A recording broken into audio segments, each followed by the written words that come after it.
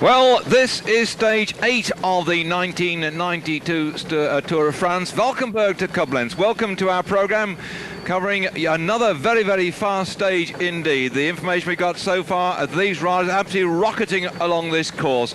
It's a record-breaking Tour de France at the moment, and today looks like being no exception, because we've had attacks ever since the race set off. And we've got a very handy group of riders here at the front of this field at the moment. I'll put you in the picture just shortly what's been happening so far, but I hope we have a chance to look down there to pick up this bunch of riders, because some cracking men who've been slipping away from the main group, and I think there's consternation back in the camp, because in the leading group there's some formidable riders, and we have in there at the moment, as we look down into this little group of riders, the nice pack, but I think there's probably too many of them for them to stay away. But you never know in this tour. Every day we've had something different, and right the way through the race. And unfortunately, you've probably seen the odd spot of rain flying round, who are just 18 seconds lead at the moment.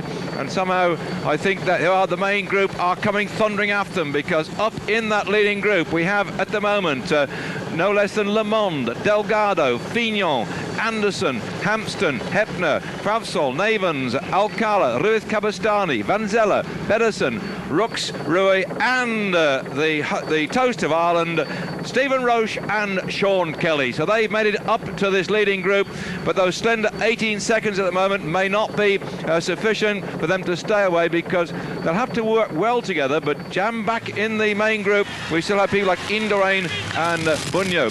Amazing enough that Fignon's gone across in that leading group. Normally he's been riding very, very close indeed to Bunyo. I think probably that Fignon is there to slow this down, not to make it go faster. But the effervescent Le Monde is in there. He's been stirring things up right the way through. One man missing, who's been in most of the action when the hammer's gone down from time to time every day, is Claudio Chiappucci. He is back in the group, and he won't chase this one down either, because with Stephen Roche in there, Carrera really are on an absolute wave of success at the moment. So yesterday, if you saw our program, you may remember that Stephen Roche finished in second place. Carrera then leading on the team at the moment overall on the general classification, the best placed team, and that's been helped by Roche's second place yesterday. Chiappucci was second the day before that. Bontempi had a first into Valsquale.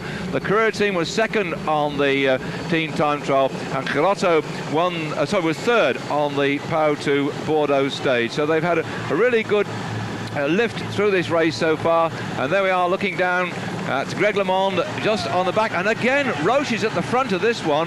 He is absolutely pressing on, and I would have thought today that probably Roche might have decided to stay in the main group, because tomorrow we have this time trial, and there you can see the big string of the main field, which has been splitting. See, look at that, just like a whole row of beads out on the string.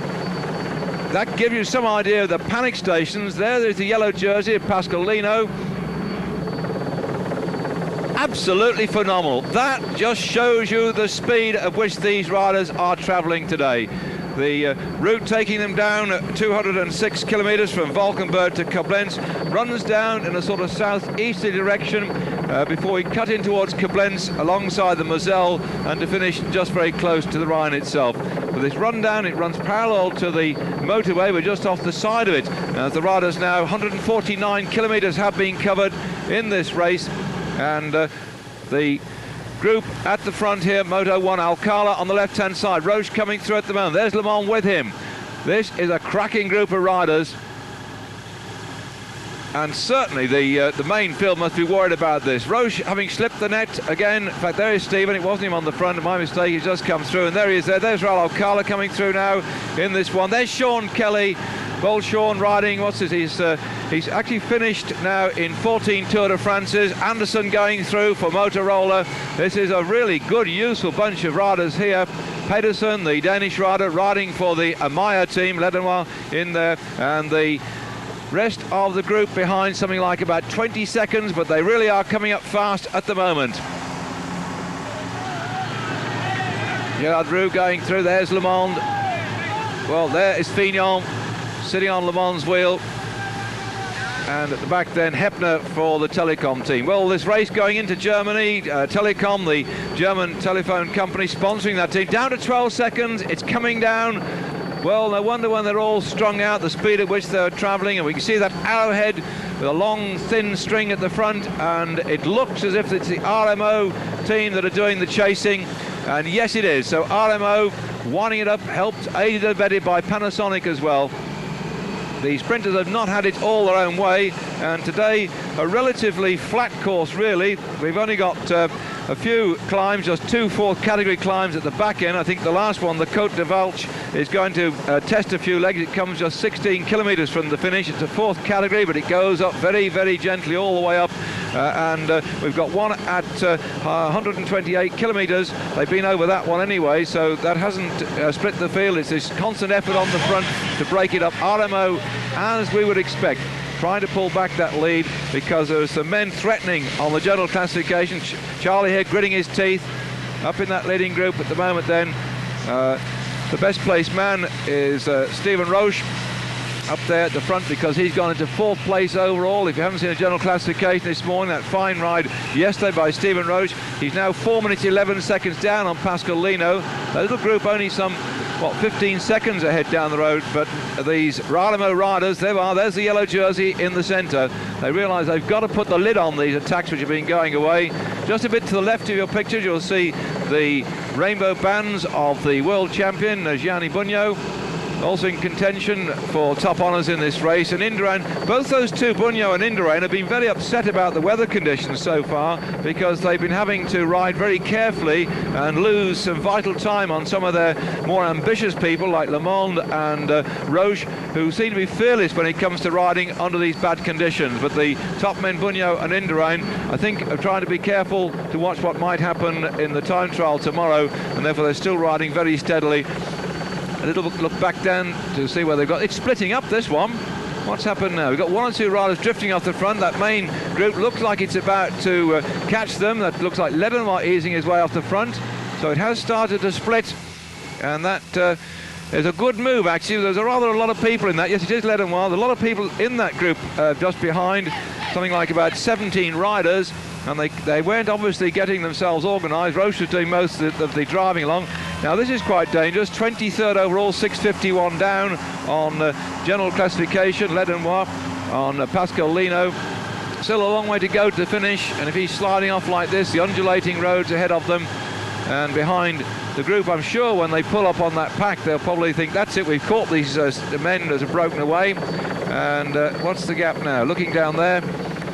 Well, so Lenoir has slipped the net, which shows that this group is not going as fast as one would expect, because I don't think one man on his own should really slide off just like that without a bit of a chase going on. Kelly sitting in just in 2nd spot.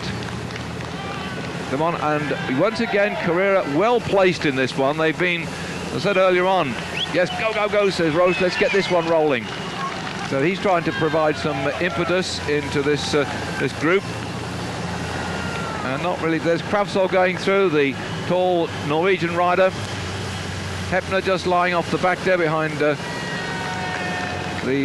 PDM riders. So we've got, yeah, they're still driving along. It's amazing that Lenoir slipped off the front of this little group. They seem to be going pretty quickly. 2, 4, 6, 8, 10, 12, 14, 16. Yeah, in fact, I think we've probably lost one more at the moment off the front. So Le Monde, he hits the front. Whoops! Oh, just shows you how close it is.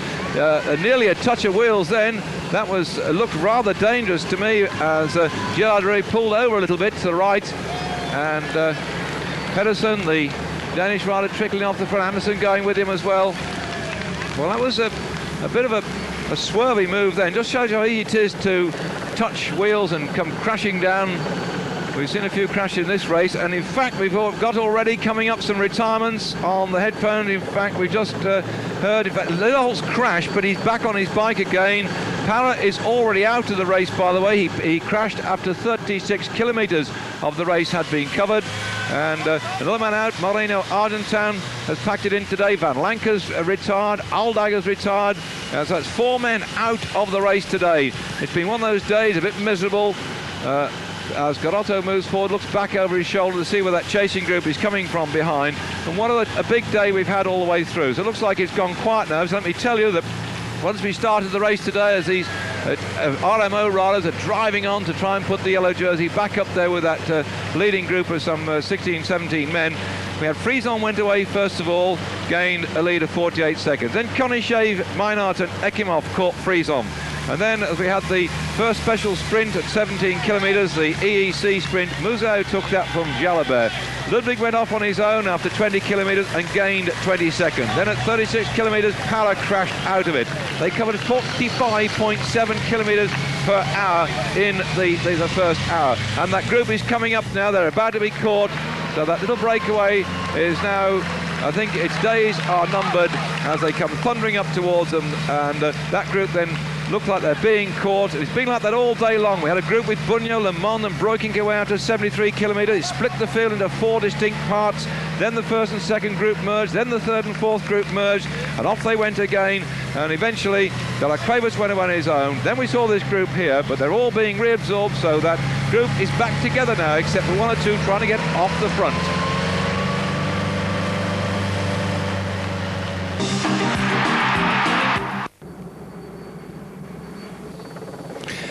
Well, here we are back with the race, and we've got a group of some 5-6 men away at the moment. They're looking at the leaderboard. They've covered some 173 kilometres or so, and a break here went away from that 17-18 man group. As soon as they were caught, they went away. We're now 20 kilometres from the finish, and this useful little group of some 6 men is Massimo Gerotto for Carrera, Jan Navens for Lotto. And also in there is Flavio Vanzella for the GB team as GBMG boys, and here he is at the back of this little group. And then Ledoir is in there from Castorama.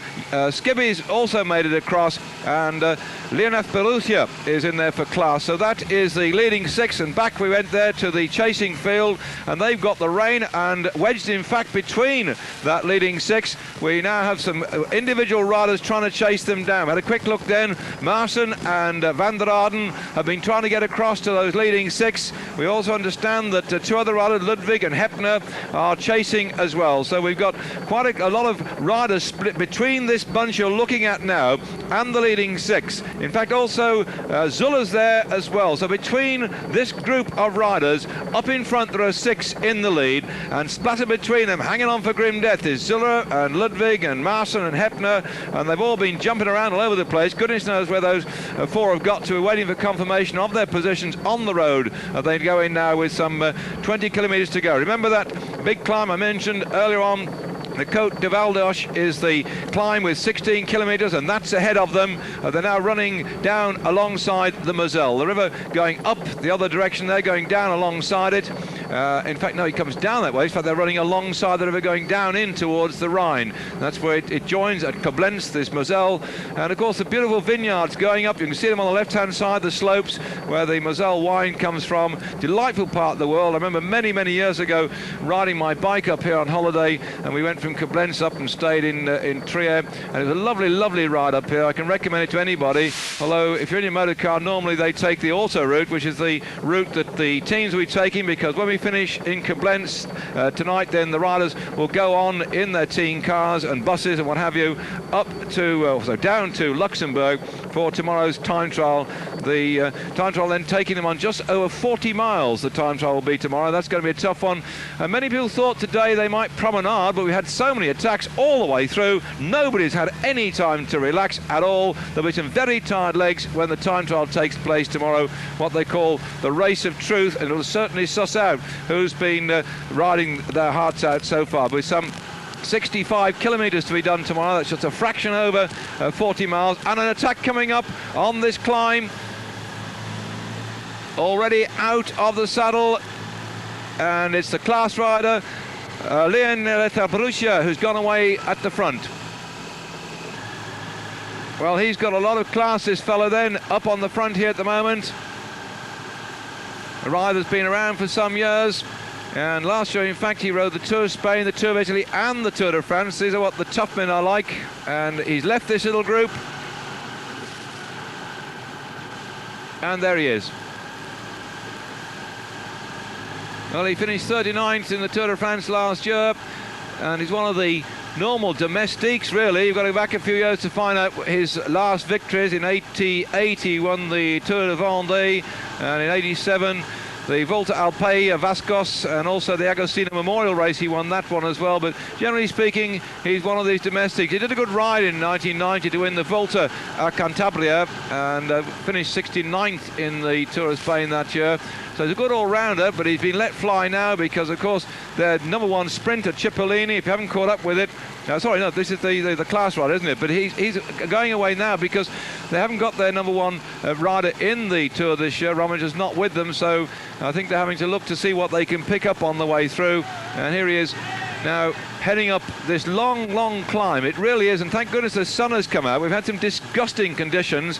In fact, Leonard Borussia has actually crashed in the race so far today. He's back on his bike. He just skidded round a corner, and it doesn't seem to have shaken him up too much. He's now able to climb this hill quite comfortably, and there is the main group. And the gap we last had, by the way, was this leading group was something in the region of 3 minutes 20 seconds on the main pack down there. So that peloton 3 minutes 20 back on these 6 men up in front, and wedged between them is Ludwig and Van der Aarden.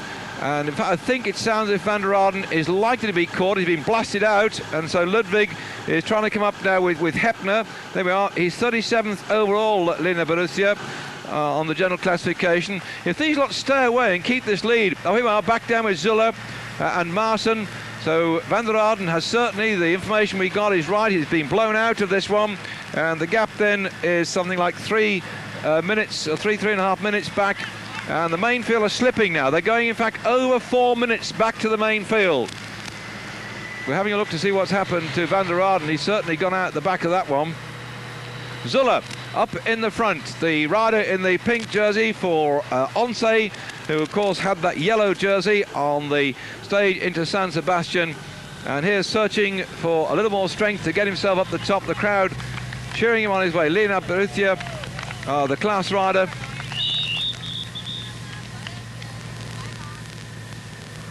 The sun out now, what a relief to these riders. We've had absolute bursts of rain at the finish as well. It sort of goes away, comes down again, goes away, comes down again. Not ideal conditions at all. In fact, this is certainly, I said yesterday, and I'll repeat, it's been one of the wettest tours we've had for some years. Although the weather forecast is now that it's getting warmer and an anticyclone is settling over parts of the continent, so we should be getting better weather, and I hope by tomorrow that we do have reasonable weather. As Ledenoir comes up leading the what's left of that 1x6-man group, and it looks like one's been blasted out. Just hanging on at the back there for grim death, the GB rider, GBMG boys, as Ledenoir puts the pressure on the front. So Flavio Vanzella is just bringing up the tail end, and one of the other riders has drifted off the back. We'll have to wait to see which one it was of that leading group. Oh, he's going now. So Vanzella is having some trouble hanging on. Nevens on the back of this one, the Lotto rider from Belgium. There's Carotto, there's Skibby. So, what are you going to do now? Here we are, 190 kilometres covered. A fourth category climb. Well, Veronk will be happy that Chiappucci isn't hovering to pick some points up on this one, because Veronk has been defending the polka dot jersey throughout this race since he picked it up, and he's still in the polka dot jersey ever since we left Pau. On San Sebastian post-stage, Veronk took the polka dot jersey. Chiappucci's been chipping away at it, trying to get it off him, but they're only fourth category climbs today, and so with the points now going to Leonard Borussia at the front, then I feel that somehow Chiappucci will have to wait another day for his attempt to gain the polka dot jersey. Ledenoir leading the charge up towards the top, and that climb being taken by Leonard Borussia of the class team. That's a dairy company from Spain, and the rest coming up very quickly indeed. Is he going to persist with this one? Well, he's certainly pushing quite a big gear around, searches for another one. Oh, here we are. and Marson can't hold Zuller on that same climb, although these two are well over 3 minutes down on the rider just gone over the top of the climb. Zuller has left Marson. Well, the young rider from Switzerland certainly is no respecter of reputations, and Frans Marson just isn't holding the pace. Well, Buckler have been doing all they can to get success in this race. We've had Van der Aarden trying to get away to get up with that leading group. He's been blown out. Marson's now been blown out. Zuller's on his way up. But they're going to need really to stick together. I'm surprised that Zuller hasn't attempted to wait with Marsons, because once we get over the top of this one and sweep down towards the finish, then I think he could have used Marson's physical strength, but he's determined to press on his own. You can actually throw the storyboard away as far as this race is concerned this year. Have a nice little look at the bicycle. He's running on one of these carbon fibre monocoque frames with that unusual head I said on it before, where the front forks go straight forward and there is a laid back position where the headset normally is, and in fact they've got a little bit of suspension device in there, just a small amount of cushioning in to take the bumping out. There we are, 15 kilometres to go for these 5 riders, or 4 now. Let's see what we've got. Skibby's certainly another good look at his bicycle. And that's worth about 2,500 quid's worth, by the way. It's got an unusual handlebar stem to it. It's multi-adjustable, and look at the old back ends. They can actually unbolt those if they wear out. There's his handlebar stem.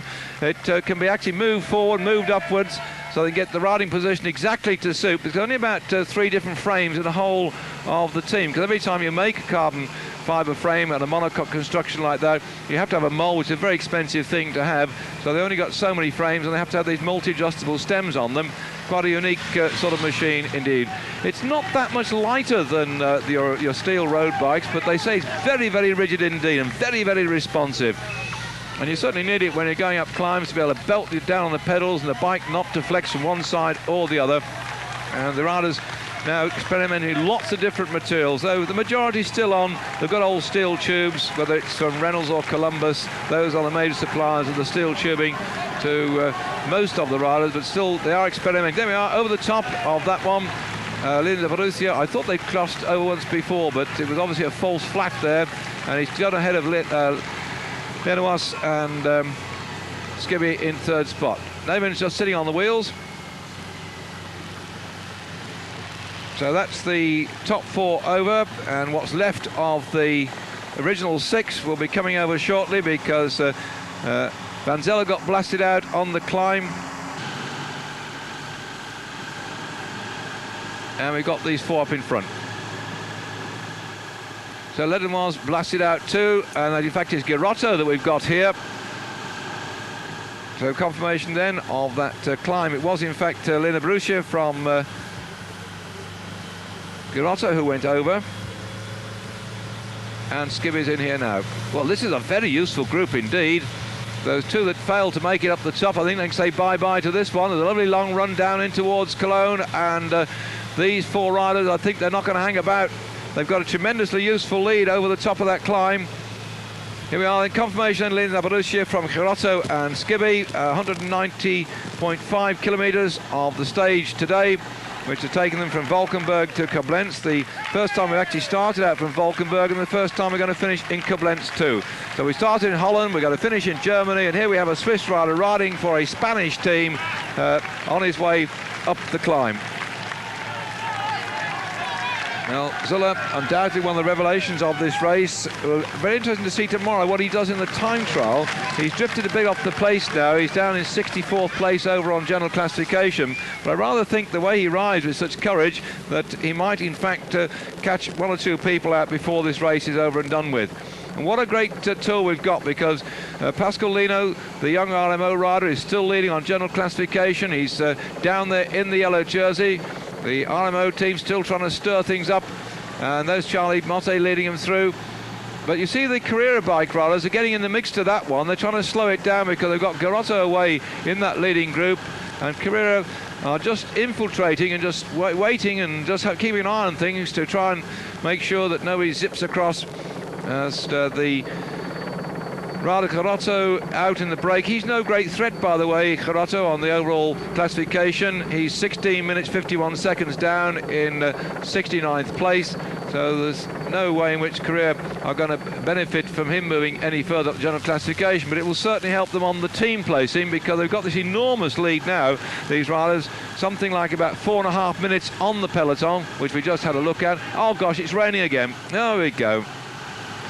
I don't know, well, we complain about the weather in England. I think these lads over here will be very disappointed with the way the weather conditions are here. Many of the riders, when they finished in this Tour de France, they will be coming over to ride in the, or going over to England to ride in the Kellogg's Pro Tour, and then even more of the top riders you're watching here will be riding in the Wincanton race, which takes place in Leeds, and that's just a couple of weeks after the Tour de France finishes. So here we are, 1, 2, in fact it's 3 weeks exactly, isn't it? That's right, so here we go. And with the Olympics wedged in between. Navens is doing the right thing. He's sitting on this little group at the moment, he's a little lad, and he's not doing too much work, but I think they'll want him to help, because that group, though, although they're still 4.5 minutes away, there are 1 or 2 riders like Zula trying to come up and join them. So they really are rocketing down in towards the finish in Koblenz. And we're going to take a short break, so don't go away. It's getting very close indeed to the finish of this race. Welcome back, and the sun beating down on the main peloton, and yet again the Carrera getting up near the front of this one. Carotto in the leading group, Charlie Motte here trying to keep that gap down as little as he can do. Whilst they can see Bunyo, he's had to change his bike, by the way. He's had a little bit of a problem, but it looks like he's back okay now. There's Bunyo on the far side, and Indurain is in the main group as well. So most of the star riders are still in with this main group, keeping out of trouble today after all the crashes we've had so far. And down the other side, they're still climbing up this 4th category climb, the main field, and our leading group are well down the other side, and the camera hasn't picked up the in-between riders. We have seen briefly Zuller and Maassen. Somewhere there Van der Raden is about to be swept up, I think, because he's taken a real pasting. Hepner's gone across as well. That's a good move by Hepner, and I hope we can have a chance of looking at him, because the Telecom rider is quite well placed overall in general classification. He's 4:37 down on Lino. He's the best rider that's wedged out between the this main group. There's a yellow jersey in there. They certainly won't get all of that back, but we're back up with the leaders. And of this little group then, Linas Verussia from the class team, he was 36th at the start this morning, about 8:32 down on the yellow jersey. Here's Zuller setting off on a lone pursuit. He's seen off Maassen. That was a fair old turn of speed as far as he's concerned.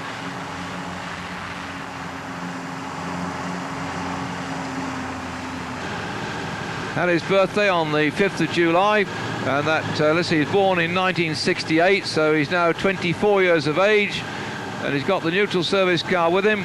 He surprised a few people this year by winning the Semaine Catalan and a stay in the Tour of Sicily, where he finished 2nd overall. And here, probably the best and most experienced rider up in this little group at the moment is Massimo Carotto, coming off the front.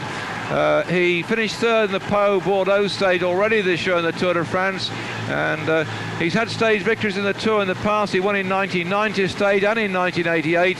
He's won stages in the Tour of Spain and also the Tour of Switzerland and the Tour of Italy. So Carotto there in the blue colours of Carrera with those rather unusual shorts. They're actually printed so they look like jeans, because Carreras make jeans. They've also got pockets in them. I thought the pockets, when I first saw them, were actually printed on, but they are in fact real pockets. Most of the riders just have a jersey with pockets underneath where the numbers are to put their food.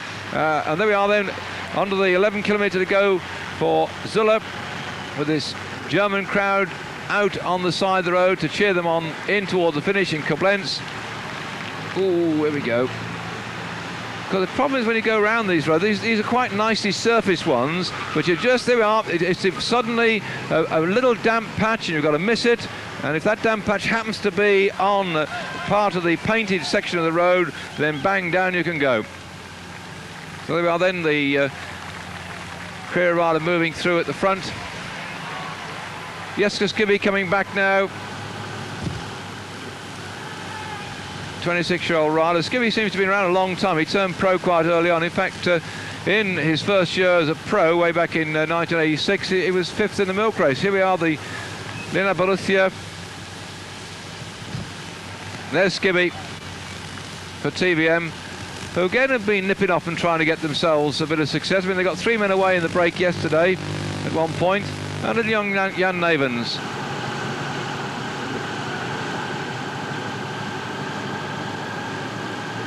Navens isn't doing any work. I'm just watching to see if he goes through and how long he stays on the front. He's been missing out at the back. He's on Garotto's wheel. He's coming through, and that's about it. Yep.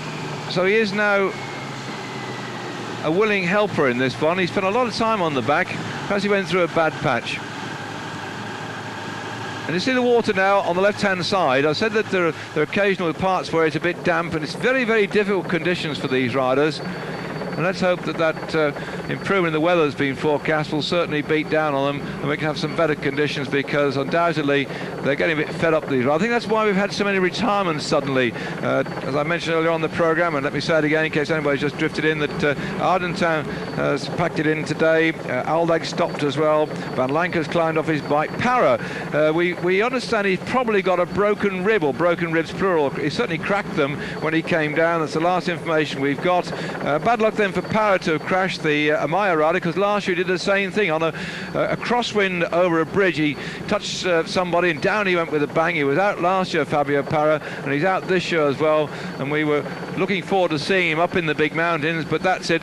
It always is one of the problems in the Tour de France on the flat estate earlier on. There's so many people thrusting and searching for a bit of glory that you often get crashes, and some of the top climbers can get eliminated and don't make it up into the mountains.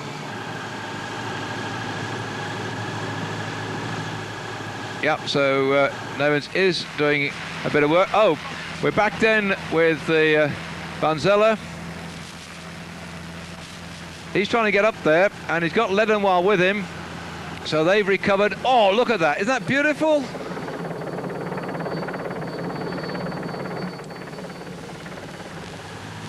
So with 5 kilometres to go for the leading group, there is sufficient gap now. It's coming down bit by bit. It looks as if Zuller is about 2.5 minutes behind them, so he's crossed that in fine form. Zuller's closing up on Van Zelle and Ledenwald that we saw. I think he might well catch them before the finish. The information we've got coming through at the moment is that he's certainly closing up, but the other two wedged between this 4-man group and the main group, and Zuller coming up. They're certainly hanging on and trying to stay away from that pack. But right now, this 4-man leading party have got something in excess of 4 minutes still on the main field. They really are working hard. Garotto out of the saddle, easing himself in. Because when you get all this rain coming up into the seat of your saddle, it comes straight over the top. It lashes right down in between your saddle and your backside.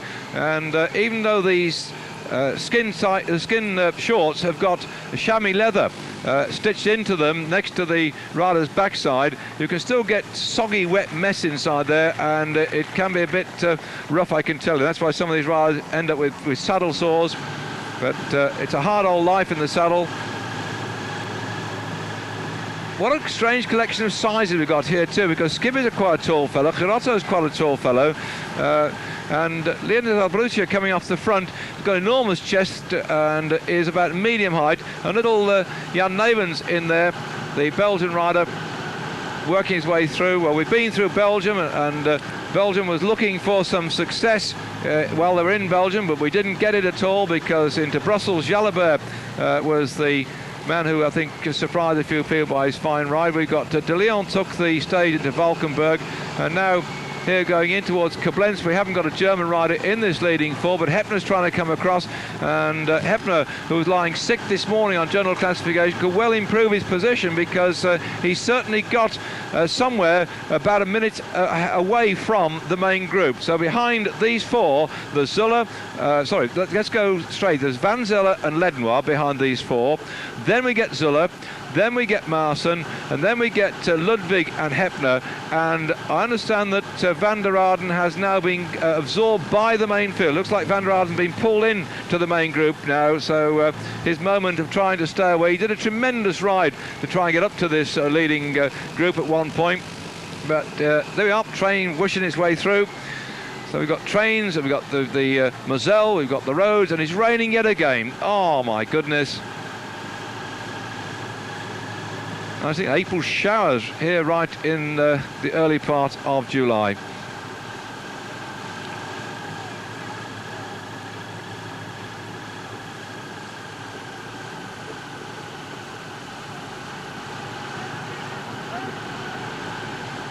I wasn't certain whether Nevens was going to allow Skibby to come through there, and I just waited for a moment to watch him drift out a bit, but he decided to stay in the chase. 4 kilometres to go.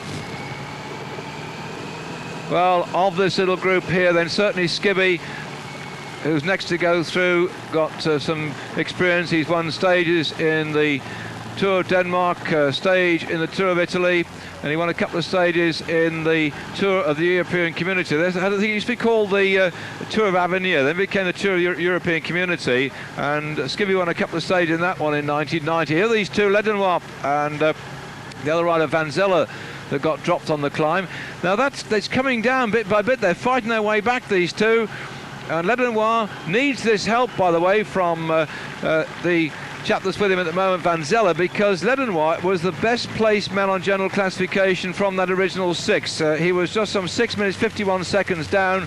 So there we are, the sprint went to Linz Abruzia, Nevens in second spot and Garotto in third. I think they just rolled across that one because they're more keen to drive on and put as much time as they can between themselves and the main group of riders, who are still somewhere around about 4 minutes. They're bringing down slowly but surely. We haven't seen them recently, but certainly information coming in that the main group are not closing up as fast as they would like to do, but they have cut the deficit just a little bit with 3 kilometres to go.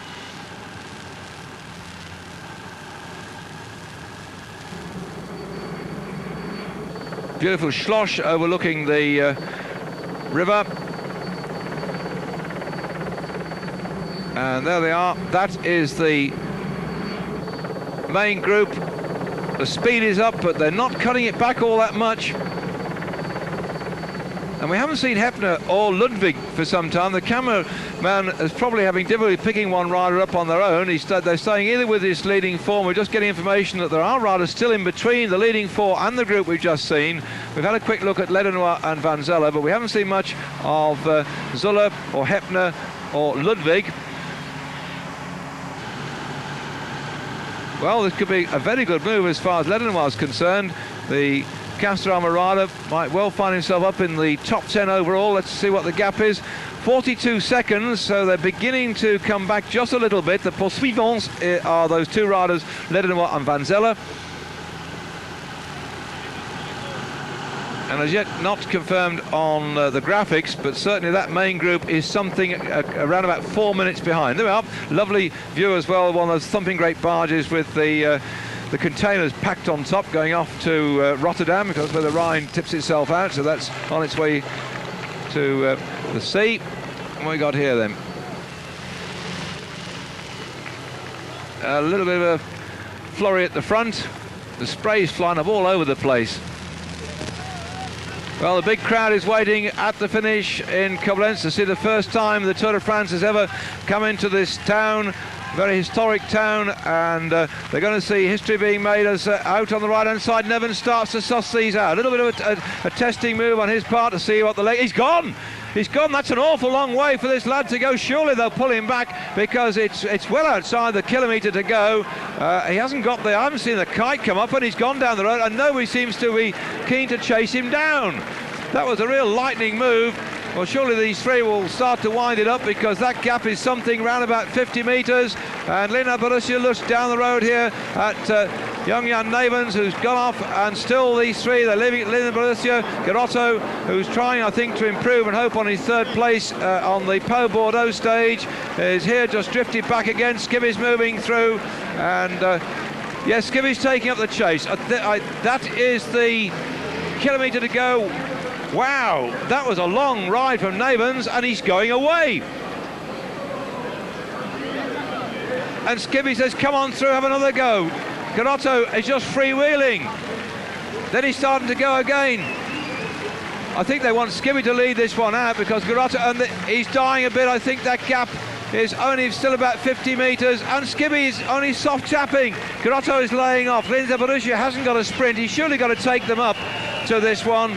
And he's looking back to Linda Borussia. This is all playing straight into the hands of Navens, who's got his head down. He can see the finish. It's a long way down on our telephoto lens, and he really is riding his heart out here, searching for another gear. He looks back on the inside. He's got to look on the other side. The other side of the road, Jan. Keep on going, because those three, they seem to have lost their impetus at the moment.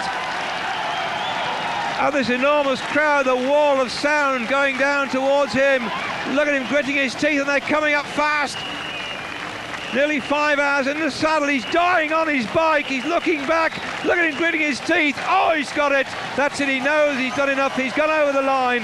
And the rest then are fighting out for second spot, which went to Skibby ahead of Garotto, who's had his third place in the Tour de France this year.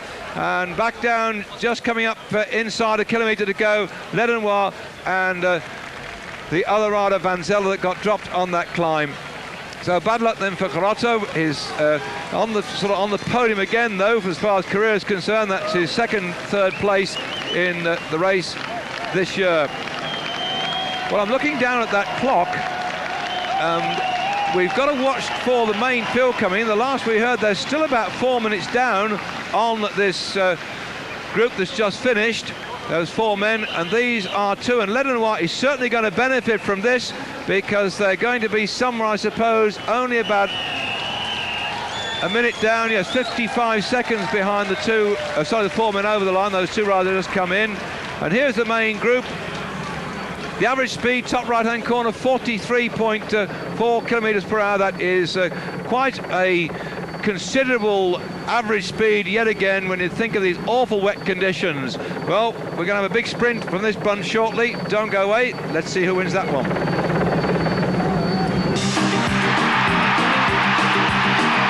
Well, another first then for Eurosport covering this stage. Another first visit to Koblenz by the Tour de France. First time that they've come out of Valkenburg as well. And the yellow jersey not under total threat, but I think one or two other riders are well placed this morning, like Kippucci in third spot, Vrenk in fourth, Amon in sixth. I think there's going to be a few changes going on today. Sorry, Roche in fourth, because we're looking back down there at Zuller coming in. We've had Ledenoir and Linda Borussia and all that lot come in, and so just juggling with the times here. I think that it might be, because Hepner is in that group. Let's have a little look when Zuller comes in. Yes, there's Hepner. Now it's 2 minutes 20. That means there's probably, and Ludwig is with him, so there Zuller goes across the line. Ludwig sprinting in. Now there he is, Ludwig with Maassen and Hepner certainly, who started this morning 4:37 down in sixth place on general classification. I think he's going to go above Le Monde and above Vrenk and probably Kippucci and Roche, because that was a very good ride by Hepner. The last time check we got, there was something like 4 minutes back to the main group here, and they're heading in towards that finish. It's now gone up towards 3 minutes. And look at the pushing and shoving going on there in the black, yellow and red colours. That is Museo, who is battling with the green jersey for the points in the sprint competition. The clock going to 3:10, so I think Hepner's certainly climbing up there. Roche has lost out a bit of ground today, but I don't think Stephen will be too bothered about that one. I think he has done a good job in protecting the Garotto, who's out in the leading group. Carrera have now got again another platform for their team award, because they're certainly leading on the best team in the race at the moment. look at these sprinters begin to go. That's Fondriest, I think, working his way through, and here they are. They can see the finish now. Looking down there, the green jerseys moved up into the middle of this group. I can see him right on the wheel of Museo. Museo comes out as his lead-out man from Lotto, moves over. Museo in the centre then. Hodge is the lead-out man for... they're pushing and shoving. Capio's got bumped and bored then. So Hodge has just pulled over, leaving Museo to come straight through, and on his wheel is Jalabert in the green jersey. There, Museo's got this one stitched, and Jalabert's beginning to accelerate. And looks like Van der Poel behind him as well, as Jalabert screams for the line. He goes past Museo. He's going to get it. Yes, Jalabert defends his green jersey, taking that sprint from the bunch. And Museo couldn't come past him to fight for some more points for that green jersey. That's a good ride as far as Jalabert is concerned. Well laid out. There's Hodge just going across the line, who did a good job in pumping up the pace. So those two at the front had a clean sprint. Yakimov down there just coming in across the line for the Panasonic team. And at the back, though, Guido Bontempi, I think he's asking, where did Carotto finish today? Well, Guido, I can tell you that he had a third spot. Bontempi, winner of the Nozon-sur-Oise to Wazaquel stage on the fifth stage of the race. So there we are, confirmation of the 8th stage, 206 kilometres today. Nevens got that in 4 3/4 hours.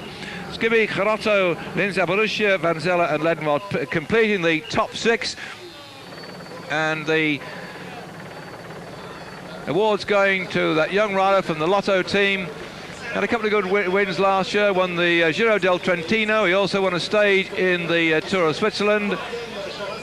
And no wonder he's happy then to win a stage in the Tour de France. He had a 4th place overall in the Tour of Switzerland in 1985, so he's been around quite a bit now. Winner also the Tour of Mediterranean in 88, so, but not a previous stage winner in the Tour de France. So everybody wants, nobody's punching the air. So Belgium wins in Germany. But certainly I think that we've got a change on the overall general classification, because Ledenoir certainly benefited by that ride today, as we're watching back down here to see Zuller coming in. Sorry, Navens coming in here to win this one. So that's the little lad that's won the stage into Koblenz. No wonder he's all smiles for the Lotto team. I'm still waiting to see if we're going to get confirmation of that shuttling in the top half dozen, because my quick calculations here say that looks as if Roche might have drifted back out again, having had a 4th place yesterday. There you can see where these two rivers, the Rhine and the Moselle, actually meet at Koblenz. Beautiful part of the world. And when we finished here, they're going off down to Luxembourg. It's about 160 kilometres or so, about an hour and 3/4. We'll see how he moves over. Hodge. Museo comes off his wheel. The big sprinter to the left. Whoops. Somehow the TVM riders were not pleased about the bumping and boring. I didn't see anything particularly difficult, as we have another look at that sprint then for the green jersey. And Jalabert punching towards the line. It looked as if Museo had slightly mistimed it, because he's dying on his bike. And up on the inside, Van der Poel fighting his bike as well. Then look at this rider from Gatorade pushing his way through. Look, there he goes, straight in between Museo, and starts to go. I think that was Tremel. I think it was Fidanza. He really came up from behind, and it grew almost great rate or not, didn't he? Well, that was another exciting sprint for the big hitters. Didn't see Abdul Japarov in that one. He's been very quiet so far, and also Olaf Ludwig. Well, we only had that 4th category climb, a couple of them today, so not a lot of points at stake on the climbs, and that means that Varank will keep that polka dot jersey yet again, and Chiappucci will have to wait, I think, till we hit the big mountains, and they're going to be some time coming, by the way, because tomorrow actually on the time trial we do have a 4th category climb before we then go off down onto the stages which hit the big stuff, because when we go on the stage from Strasbourg to Mulhouse on the 11th stage, then there's a whole collection of climbs, including a 1st category climb up the Grand Ballon. So will he keep that polka dot jersey into Mulhouse? Well, we'll have to wait and see. Eurosport covering this race right the way through to the very finish in Paris. and what a fascinating race it's been so far. And RMO, certainly the team that is very, very strong at the moment, even though they've got quite a number of young riders in. Beautiful view of the fort and the Schloss, and my Belgian commentator friend here getting a few words of wisdom. Well, Paul Schoen's in the background again. He's always hovering, isn't he, Paul? I wonder who he's trying to get hold of today. Perhaps Roche to get a few words of commiseration, because Roche has dropped out of the top four.